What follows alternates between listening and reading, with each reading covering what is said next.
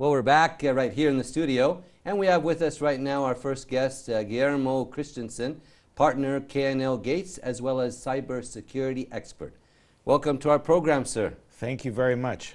Nice to have you right here in the state of Kuwait. You're very welcome. I'm very honored to be here. Thank you. So I believe this is your third visit to the country. How is it going so far? I have to tell you, one of the most hospitable countries I traveled to, and I do a lot of traveling. The visit has been going extremely well. My good friends at the embassy have arranged lots of very interesting discussions with people across many different areas. Everything from civil society, cybersecurity experts, people interested in the impact of artificial intelligence. So fantastic. We're going to get into all of that very shortly. Absolutely. And I believe on this trip you held training for 20 executives and decision makers from different ministries here in the state of Kuwait. Can you tell our audience in detail about this, please? Yes, this is one of the probably the most fun things I get to do. This is where we play a war game. Okay. A little bit like a strategy game, and I come up with a situation, a pretty serious situation with cybersecurity where there are attacks and you have to figure out how to defend yourself, what decisions you make.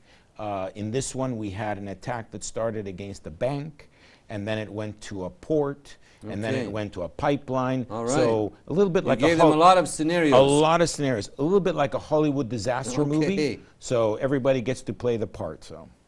And tell us, how did it go then? Well, how were they able to navigate through this? Did they find what the problem was, or how is this? Give us a little more detail, please, sir. I do not make it easy for them. Okay. Right? I really push them. But I will say that at the end of it, all of them were smiling. They were happy. We gave them these very nice certificates, and they all said, "Thank you. We learned a lot."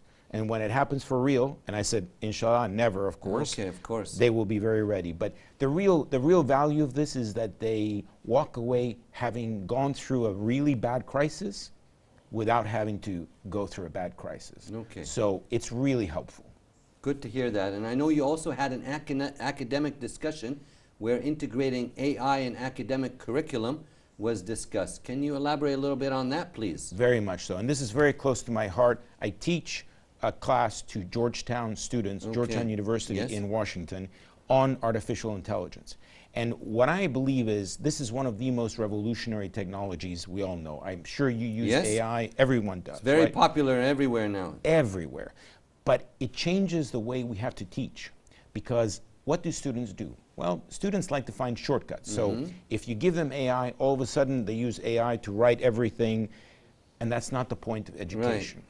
So what I am arguing is that students and teachers have to come back to more traditional methods where you can use AI, but then the test is like this. The test could be the teacher talking to the student, getting them to talk. Sure, to see their actual knowledge. Exactly, exactly. And so that they begin to understand that we can't leave our humanity behind. Sure. Right? If it's all AI all the time, then what's the point? But it seems like that's being used very prevalently everywhere. Exactly. So the teachers, the academics have to start getting the students to really think and to show their thinking. You know, when they teach you how to do mathematics, it's not just the answer. How did you get to the answer? The same thing with AI. You want them to tell you, okay, I used this to do that, and what did you get? I got this. Was it any good? No. So I changed it. I improved it. That way they think and they learn. And after all, what's the point of the education? It's for them to learn how to learn. So I think you got to find the right balance between when to use AI and, as a professor or teacher, when to kind of go one-on-one with students, like you said. Absolutely. And in my class, I teach it with a good friend of mine. We get the students talking. We get them talking with each other. We get them to argue with each other. And by doing that, they figure out the best approach. But otherwise, if you just give it the tool to them, it's not a good way to do it. I agree with you, sir. And I know you've been in Kuwait before to present lectures and spread awareness about cybersecurity. How is the training this time different? I know the AI is now added to it, and tell us a little bit more how this visit may be a little different than the other visits. So the awareness of cybersecurity every year gets much better. Yes. No question. I mean, everyone knows that there's lots of cybersecurity attacks. Everyone knows someone who's been attacked by a criminal. Sure. Right? It's just, so I think there's not so much question about why should we do this as how do we do it. So we're getting more sophisticated in the conversation. But also, let's be honest, the attackers are getting much better. So we have to go higher. We have to up our game, as we say, and get much better. And so a lot of the conversation we are doing now is how do we improve what we need to do? How do we understand the attacker?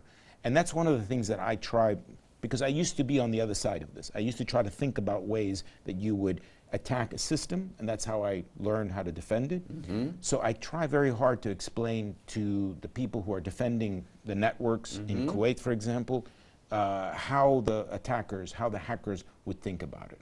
That way, they can anticipate the problem better. For that matter, tell us a little bit more for our audience watching right now. Cybersecurity, you know, it's very important in this time and age. You're touching on it a little bit now. Elaborate a little bit more on, you know, how the people can defend themselves. What should they look for if there are some, you know, focal points that may come up? But please elaborate, sir. Yeah. So I think one of the most important things about cybersecurity that people need to understand is this. Say 100 years ago, if someone wanted to come from, I don't know, let's say Russia, to steal your money from your bank account or from your home, they would have to get on a plane. They would have to fly all the way to Kuwait, get their passport, come into Kuwait, go to your house, break into your Physically door, do everything, take it all this, and then go back, right? So crime was not coming from that far away.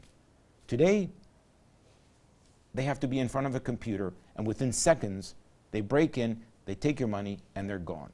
So everything is now on the same digital space. We say the digital battlefield for governments. So you have to think of the world almost like a flat space. The guy in Russia who wants to steal money from you can steal it as easy as if he goes to someone in Russia or someone in the United States. That makes it really easy, and of course that means more people do it. So the importance of cybersecurity is, first of all, to protect you, your family, your things, your money, your personal information. For that matter, sir, you said now a personal, an individual, and family. How can someone watching out there, not a big corporation, company, you know, protect themselves? What are some basic things they can do with their, let's say, networking at home? So if you don't mind to give us some tips, please. No, please. So the first thing is, don't trust someone on the internet, frankly. That's the #1 thing. Just because they say who they are, unless you really know, not a good idea. It's even worse now with AI. Because we all know with AI, you can make a video, you can make a video of you or me that looks exactly the same, right? So you have to look at everything and go, is this real? And if they ask you to do something that seems strange or they're trying to scare you, that's when you should stop and say, okay, let me take a second and let me think about this. Should I really put my password into this thing? Maybe not. Let me call someone and ask them. Don't do anything if you think you're under stress or your emotions get, because that's how the hackers make you ignore something that you should look at and go, not a good idea, and then do it. That's the important thing. So #1, don't trust it. And #2, please pick a really strong password. Okay, no, well, like with what? Different numbers, letters, characters. The best Give us some advice on that. The best password is a long sentence of words, like, for example, my friend lives in Kuwait and they like to wear costumes. Okay. That's a great password. It's a very long password, but you put that password in there, the computers that they use to break the password run out of power before they finish that. But another question, I think the audience watching out there, say this long password like that. Where to store this then?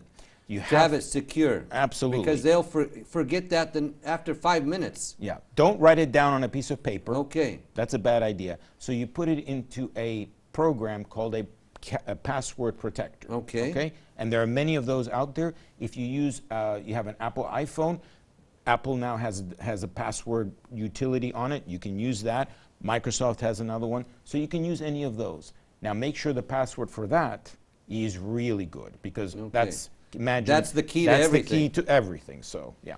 Okay, well, it's such a pleasure to have you with us talking about this subject. Do you have any more bit of advice that you'd like to share with our audience watching Hala Kuwait this evening on how to better protect themselves in this age and day?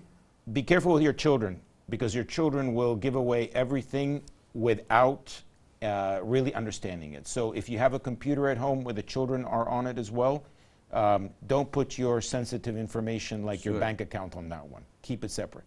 Very good advice, and it's a pleasure to meet you and have you right here on our program, Hala Kuwait, and we hope you enjoy the rest of your stay right here in the state of Kuwait. Thank you very much. Thank you. Thank you very much. We'd like to thank our distinguished guests, Guillermo Christensen, partner at K&L Gates and cyber security expert, for his time with us this evening right here on Hala Kuwait. Right now we're going to move on to another one of our great reports this evening. Stay tuned.